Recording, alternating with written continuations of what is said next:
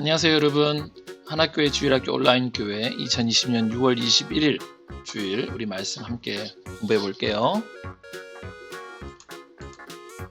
오늘 말씀은 사무엘상 7장 15절부터 17절까지 말씀입니다. 함께 읽어볼까요? 사무엘이 사는 날 동안에 이스라엘을 다스렸으되 해마다 베델과 길갈과 미스바로 순회하여 그 모든 곳에서 이스라엘을 다스렸고 라마로 돌아왔으니 이는 거기에 자기 집이 있음이니라. 거기서도 이스라엘을 다스렸으며 또 거기에 여호와를 위하여 제단을 쌓았더라. 하나님의 법궤가 블레셋에서 이스라엘로 다시 돌아오게 됐다는 이야기를 우리 지난주에 배웠어요. 오늘은 그 다음에 있는 이야기 함께 배워보도록 할게요. 이스라엘 백성들이 여호와의 법궤가 돌아오자 하나님을 따르기 시작했어요. 하나님의 이름을 부르면서 그 앞에 잘못한 것을 회개하고 하나님 앞에 바른 삶을 살겠노라고 다짐하는 일이 나타나게 됩니다. 그때 선지자 사무엘이 하나님을 대신하여서 이스라엘 백성들을 다스리기 시작해요. 여러분이 진심으로 여호와께 돌아오려면 이방신과 아스타롯 우상을 없애야 하오. 또 마음을 다해 여호와만 섬겨야 블레셋으로부터 구해주실 것이요. 이스라엘 백성들은 바로 바알과 아스타롯을 버리고 여호와만을 섬기기 시작했어요. 이제까지 가지고 있던 우상들을 집에서 꺼내어 바깥으로 다 내던지고 그 제단을 헐어버렸죠. 그러자 사무엘이 말했어요. 모든 이스라엘은 미스바로 모이시오. 여러분을 위해 여호와께 기도드리겠소. 여기서 미스바라는 곳은 그 이스라엘의 가장 중앙에 있는 지역이었어요. 요즘 같으면 우리나라 같으면 대전쯤 될 것 같아요. 그 모든 백성들을 미스바로 모으고 그곳에서 회개의 기도회를 가지기 시작합니다. 우리가 여호와 하나님께 죄를 지었습니다. 이스라엘 백성들은 미스바로 나와서 각각 물을 제단에 부으면서 하나님께 회개를 드렸어요. 여기서 물을 붓는 행위는 자신의 죄를 하나님께 고하면서 용서를 구하는 모습입니다. 블레셋 사람들이 이스라엘 백성들이 미스바에 모였다는 것을 알고 그들을 공격하기 위해서 쳐들어오기 시작합니다. 이참에 박살내버리자. 그놈들 신은 무섭던데. 이 소식을 들은 이스라엘 백성은 공포에 빠지게 돼요. 어떡하지? 변변한 무기도 없는데 큰일이다. 백성들은 사무엘에게 찾아옵니다. 하나님께 우리를 블레셋 사람들로부터 구해달라고 기도해 주시오. 여호와께 드리는 기도를 멈추면 안 돼요. 사무엘은 어린 양을 잡아 하나님께 번제로 드리면서 기도했어요. 주여, 블레셋에게서 저희를 구원하소서. 우리 친구들, 어려운 일이 있을 때 하나님께 기도하는 것은 하나님께서 우리에게 주신 특권이고 또 귀한 선물입니다. 사무엘이 할 수 있는 것은 기도밖에 없었어요. 하지만 하나님께서는 그 기도를 들으시고 이스라엘을 구원해 주시기 시작합니다. 자, 하나님께서는 어떻게 이 이스라엘 백성들을 저 블레셋으로부터 구원하셨을까요? 사무엘이 번제를 드리는 동안 블레셋 병사들이 점점 가까이 오고 있었어요. 큰일이다. 저놈들이 가까이 왔어. 구해주세요 제발 주님. 그럴 때 갑자기 블레셋이 오는 길에 구구구궁 과강 큰 천둥과 벼락들이 치기 시작했어요. 엄마야 큰일 났다. 이스라엘 신이 나타났어. 이게 웬 날벼락이냐. 사람 살려.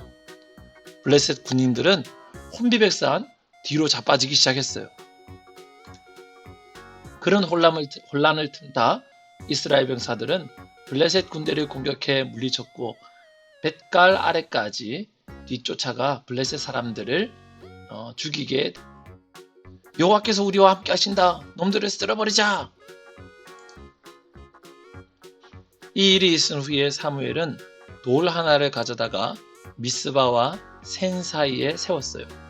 그리고 이 돌을 에베네셀이라 부르겠소. 여호와께서 우리를 이곳까지 도와주셨기 때문이요 라고 말하게 됩니다. 에벤에셀, 도우시는 하나님이라는 뜻입니다. 하나님께서 전쟁에서 질 수밖에 없는 이스라엘을 도우셔서 블레셋을 이기게 하신 것을 기념하기 위해서 에벤에셀의 돌을 세운 거예요. 전쟁에 패한 블레셋 사람들은 더 이상 이스라엘을 침략하지 않게 됩니다. 자, 이제 이스라엘에게서 손 떼시다. 아이고, 여호와께서는 사무엘이 살아있는 동안 블레셋 사람들을 다 막아주셨어요. 그 후 이스라엘은 예전에 블레셋 사람들이 빼앗았던 에그론과 가드 주변의 성들과 영토까지도 모두 되찾을 수 있었습니다. 또 아모리 사람들과도 평화롭게 지내게 돼요. 블레셋이 이스라엘에게 박살났다. 누군? 그놈도 센데 우리도 일단 이스라엘과 친하게 지내는 게 좋겠소. 사무엘은 이렇게 매년 베델과 길갈과 미스바를 돌며 평생 이스라엘을 다스립니다. 그리고 언제나 자기 집이 있는 라마로 돌아와 여호와를 위해서 제단을 쌓게 돼요. 이보시오, 빨리 제단을 쌓아 제사를 회복시켜야 합니다.